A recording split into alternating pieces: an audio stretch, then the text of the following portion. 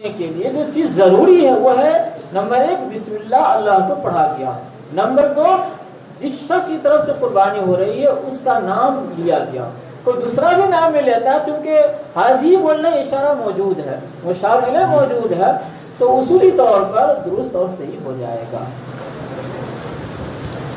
جی یہ ہو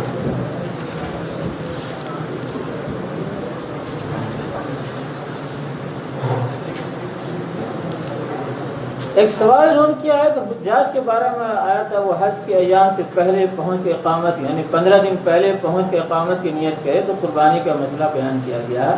لیکن حج کے ایام شروع ہونے کے بعد پہنچا پھر اقامت کی نیت کرے تو کیا ہوگا؟ میں نے کہا کہ حج کے ایام شروع ہونے کے بعد پہنچے گا تو 15 دن کی نیت کہاں پائی جائے گی؟ وہ تو 4-5 دن ہی میں قربانی کے اعمال پورے ہو جاتے ہیں، 3 سے 4 دن پورے ہو جاتے ہیں، سمجھ گئے؟ تو وہ مقیم ہی نہیں ہو پائے گا، وہ مقیم نہیں ہو پائے گا. اس لیے جو اس کو قربانی واجب نہیں ہوگی. وہ مسافر کا حکم رہے گا، مسافر کو قربانی نہیں ہے.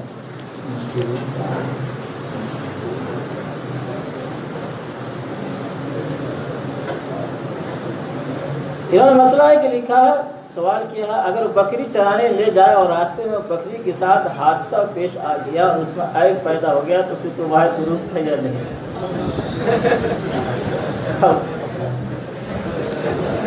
یعنی کہ شاید یہ کہنا چاہ رہے ہیں کہ قربانی کا جانور ہے، خرید کو قربانی کے لیے آیا ہے اور اس کو چرانے کے لیے لے گیا ادھر ادھر اور کوئی حادثہ پیش آ گیا تو وہی تو مسئلہ چل رہا ہے نا. قربانی جان خرید کے لائے، عیب پیدا ہو گیا پہلے سے، اگر عیب ہے، اگر ایسا حادثہ پیش آیا اور اس میں ایسا عیب پیدا ہو گیا جس کا ذکر ابھی اوپر کیا گیا ہے، جس کی وجہ سے قربانی درست نہیں ہوتی ہے، جب پیر ٹوٹ گیا تو قربانی درست نہیں ہوگی، آنکھ چلی گئی ہاتھ سے قربانی درست نہیں ہوگی. جی صاحب اور ایک مسئلہ ہے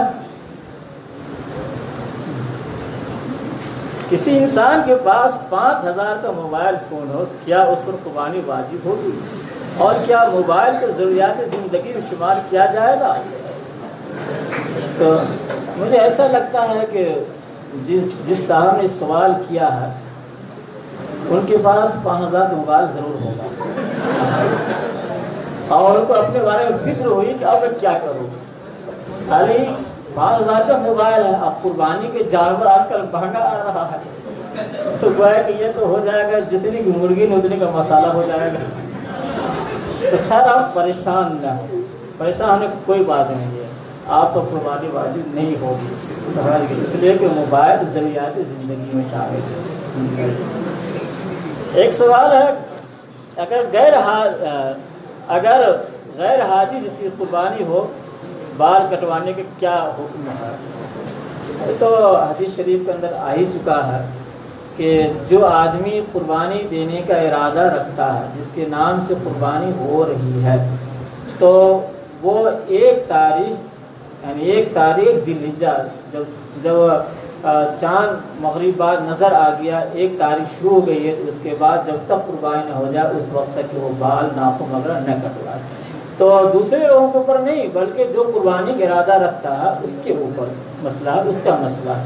اسی طرح سے حاجی، ظاہر سی بات ہے حاجی بھی اگر جو شرط نے بتائی کہ 15 دن اگر وہ مکے میں قیام کرتا ہے تو چونکہ اس پر قربانی واجب ہو جاتی ہے دنحال کے صاحب نصاب ہو تو اس کے لیے حکم نہیں ہوگا، وہ ناخن بال نہیں کٹوا سکتے یہاں تک کہ وہ قربانی دیتا ہے. ویسے بھی وہ حاجی ہیں، جب تک کہ وہ احرام سے حلال نہیں ہوں گے تو بالوں نہیں کاٹیں گے، کچھ نہیں کاٹیں گے وہ.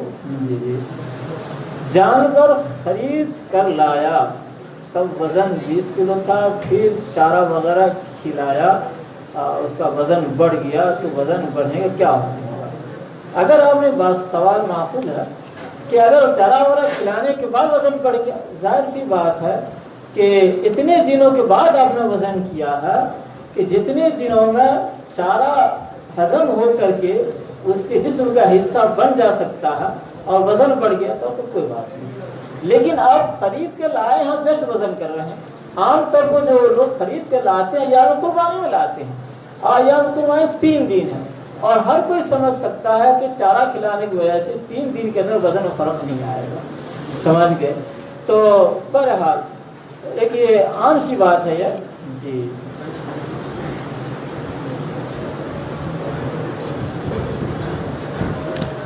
ذی الحجہ کے 10 دن کے اندر بال ناخن وغیرہ نہ کاٹنے کا کیا پتہ یہ ہے کہ نہ کاٹنا یہ حکم مستحب ہے، مسنون ہے، لازم اور واجب نہیں ہے. بہت زیادہ اب تو اذان ہو گئی ہے، کیا کروں جو بتا دیا اس میں جو مین مسئلے ضرورت کے ہیں. جیسے ایک بچے نے پوچھا ویڈیو بنانا کیسا ہے، قربانی کرنے والی ویڈیو بنانا کیسا ہے.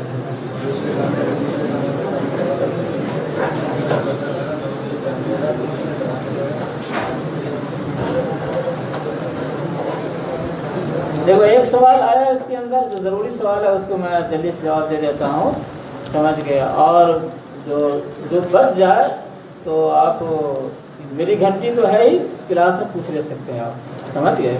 تو میرے خیال میں اذان ہو گئی ہے تو جو پرچی ہیں اور تو ہماری کلاس میں اگر پڑھتے ہیں میری گھنٹی ہے تو وہاں پوچھ لیں آپ، سمجھ آئیے. اور اگر